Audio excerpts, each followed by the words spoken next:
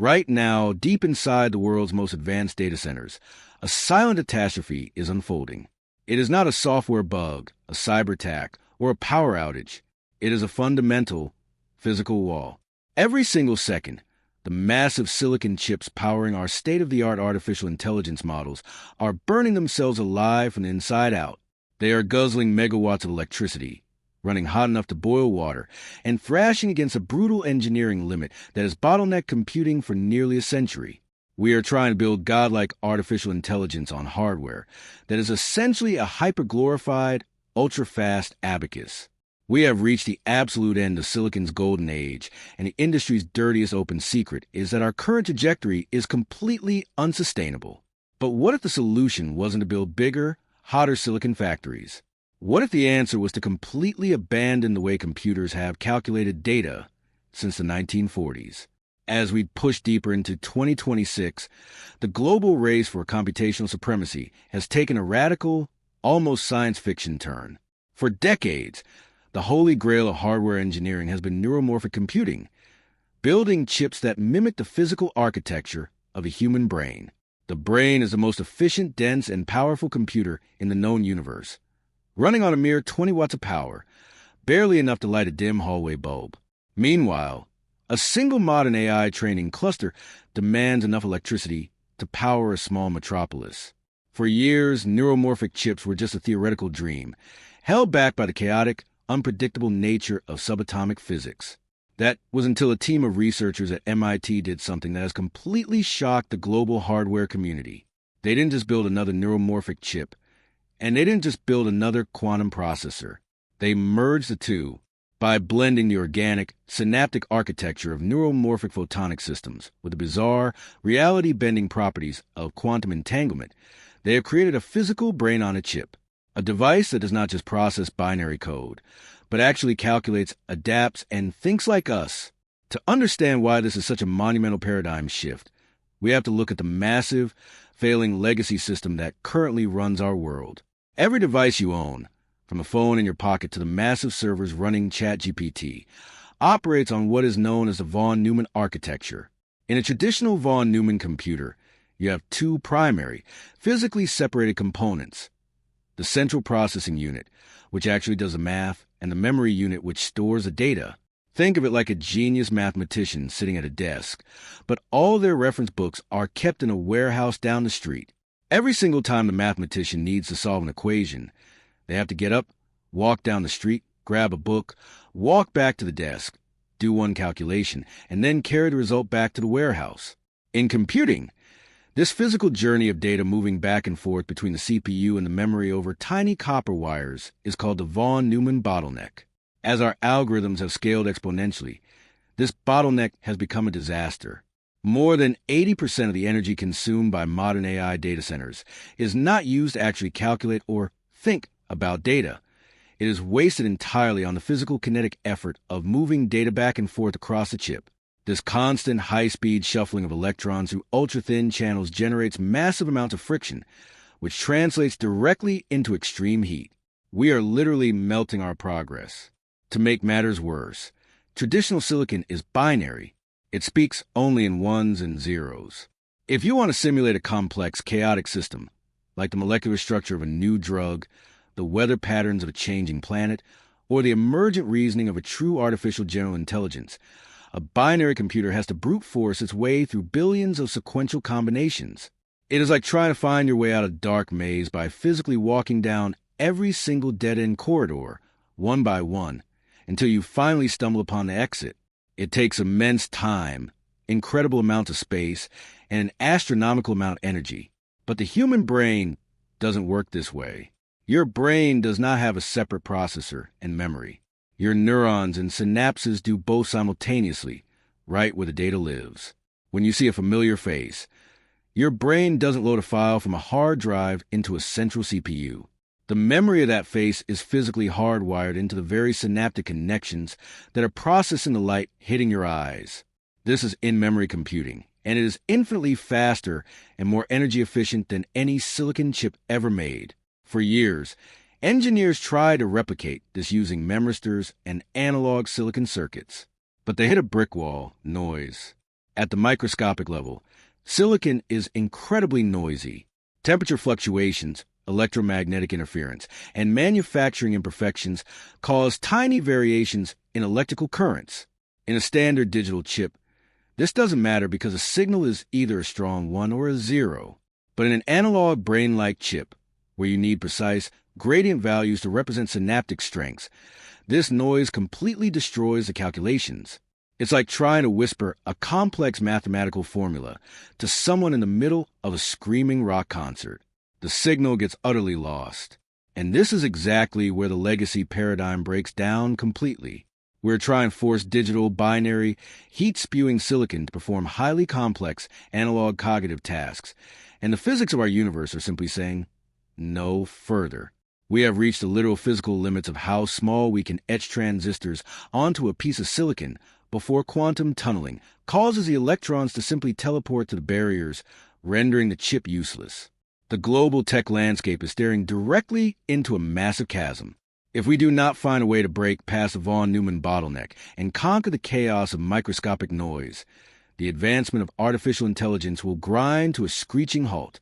The infrastructure will crumble under its own power demands, and the dream of true, real-time cognitive computing will die.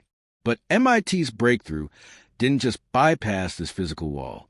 They shattered it by weaponizing the very quantum mechanics that were destroying traditional silicon, creating a system that doesn't just calculate faster.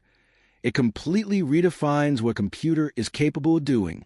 And the geopolitical implications of who controls this new computational medium are about to trigger the quietest, most dangerous Cold War the world has ever seen. As the scale of this hardware breakthrough becomes clear, the institutional panic in Washington, Beijing, and Brussels is reaching a boiling point. We aren't just talking about a new type of chip. We are talking about a fundamental shift in the physics of global power. For the last 3 years, the geopolitical landscape has been defined by a desperate, high-stakes arms race for traditional GPU supply chains. Every major nation has been aggressively hoarding H100S and next-gen silicon to secure their place in the AI hierarchy. But this new MIT-led development is a black swan event. It effectively renders the multi-billion-dollar investment in legacy silicon infrastructure potentially obsolete overnight. The Pentagon and the NSA, along with their international counterparts, are already reclassifying the entire stack of neuromorphic and quantum-integrated hardware. This is no longer just commercial tech.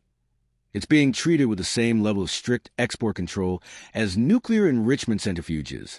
We are seeing a new wave of policy shift where national security deadlines are being moved up by years, not months. The urgency is absolute. If you can process intelligence at the speed of a human brain with a fraction of the energy footprint, you don't just win the AI race.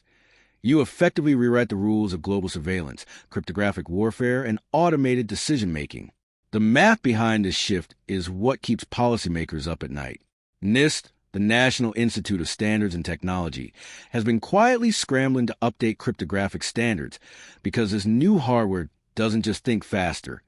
It potentially obliterates current encryption methods that rely on the assumption that traditional computers will take centuries to solve complex prime factorization problems. We are entering an era of quantum-ready policy where any infrastructure that isn't built to withstand these new, hyper-efficient, brain-like architectures is essentially sitting duck for interception.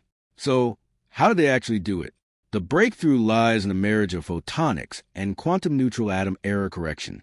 Traditional chips rely on the movement of electrons through copper, which is slow, hot, and inherently susceptible to resistance. MIT's new architecture, however, pivots to light, or specifically integrated photonics. Photons do not have mass, and they do not generate heat through electrical resistance. They can move through a chip at the speed of light, carrying massive amounts of data with near-zero thermal leakage. But photonics alone isn't enough. It's too rigid. To give the chip the ability to think like a biological brain, to adapt, to learn from noise rather than being destroyed by it, they integrated quantum-neutral atom arrays. These arrays act as the synapses of the chip. By utilizing quantum entanglement, they can maintain coherent data states that don't decay when they encounter noise. Instead of trying to shield the chip from environmental interference, the architecture uses the quantum properties of these atoms to stabilize the system. It's a dynamic, self-correcting neural network where the state of the system is preserved through entanglement rather than constant, power-hungry recalculation. Think of it this way. Traditional computing is like a digital map. It's static, pixelated, and requires constant updating. This new architecture is more like a living, adaptive nervous system. It doesn't need to calculate the next step. It propagates information through a field of entangled states. It's a transition from rigid clock-based computation to a fluid, event-driven architecture. However, this is where the polished, exciting narrative of the lab breakthrough slams face first into the cold, hard reality of global industrial engineering. Developing a stable, room-temperature photonic quantum bridge is one thing. Scaling that to a level where it can replace the millions of square feet of data center racks across the globe is a completely different engineering hell. We are talking about a total rebuild of the modern tech stack. You cannot just swap these chips into existing motherboards. They require entirely new interconnects, new cooling, new power delivery systems, and, most importantly, a completely new software language. We are at the dawn of a massive industry-wide infrastructure nightmare that will define the next decade of geopolitical and technological dominance. This is where the dream meets the brutal, physical reality of the infrastructure crisis. If you're a data center architect or a hardware engineer, you know the term thermal wall, that point where adding more compute leads to more heat than you can possibly vent. This new quantum-photonic architecture doesn't just push the wall, it effectively deletes it, but it replaces it with a nightmare of physical synchronization. We are talking about optical alignment at the submicrometer scale. In a standard data center, your rack-to-rack latency is limited by the speed of electricity through copper and the switching delays of silicon-based routers. With this new hardware, the bottleneck shifts to the optical interconnect. We are looking at a future where data centers must transition from electrical switching fabrics to high-speed, light-based, wave division multiplexing. The challenge isn't just speed. It's the physical fragility of the infrastructure. A microscopic grain of dust, a slight shift in a chassis due to thermal expansion, or a minor vibration in the floor can misalign the photonic pathways, causing massive packet loss. We are essentially shifting from building rigid, predictable silicon boxes to maintaining incredibly sensitive, high-precision optical laboratories in every major city on Earth. Then there is the power grid. While these chips are significantly more energy efficient on a per-inference basis, they demand an unprecedented surge of stability from the power grid. They don't want the dirty power of a traditional grid. They need ultra-stable, low-noise voltage regulation. As we transition, we're going to see a bifurcation in the industry. The Silicon-era legacy data centers, struggling with massive thermal overhead and ballooning utility bills, and the quantum-photonic hubs, which will be the only facilities capable of training the next generation of superintelligence. This is going to trigger a massive, multi-trillion-dollar migration of capital as the world's most powerful AI labs scramble to gut their existing facilities and rebuild them from the fiber up. For the founders and engineers watching this, do not wait for the standard to emerge. The roadmap starts now in 3 distinct phases. First, we are in the hybridization phase. You need to start designing your software workflows to be hardware agnostic, specifically focusing on abstraction layers that can bridge the gap between traditional digital clusters and early-stage photonic accelerators. If your code is locked into a legacy silicon-specific pipeline, you are accumulating massive technical debt that will become impossible to pay down in 3 years.